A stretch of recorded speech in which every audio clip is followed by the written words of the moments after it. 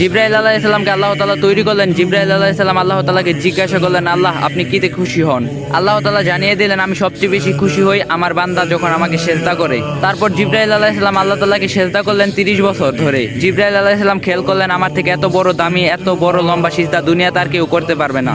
আল্লাহ তাআলা নিশ্চয়ই আমার প্রতি খুশি হবেন। জিবরাইল আলাইহিস সালাম আল্লাহ তাআলার দিকে মুতাজ্জির হয়ে রইলেন, কিন্তু আল্লাহ তাআলার পক্ষ থেকে কোনো খুশির বাণী জানানো হলো না। জিবরাইল আলাইহিস সালাম আল্লাহ তাআলাকে জিজ্ঞাসা করলেন, আল্লাহ আমি যে এত লম্বা সিজদা করলাম, আপনি কি আমার সিজদার প্রতি কোনো খুশি হন নাই? আল্লাহ তাআলা জানিয়ে দিলেন, জিবরাইল তোমার জবাবের উত্তর আমি দেব, তুমি তার আগে আরশের আজিমের দিকে তাকাও।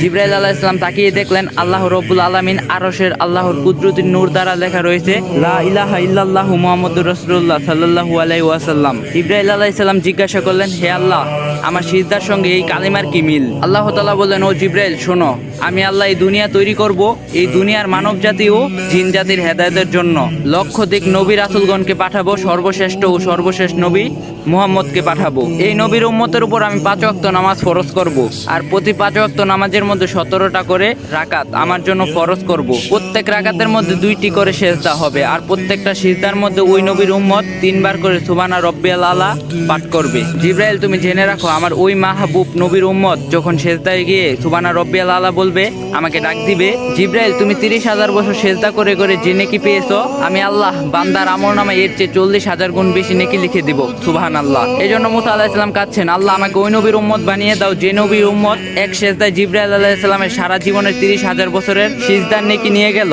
আমরা সেই নবীর উম্মত, আমাদের কি করা উচিত আর আমরা কি করতাছি? আল্লাহ তাআলা সবাইকে হেদায়েত দান করুক, 5 ওয়াক্ত নামাজ পড়ার তৌফিক দান করুক। আর যদি ভিডিওটা ভালো লাগে কপি লিংক আর শেয়ার করে দিবা।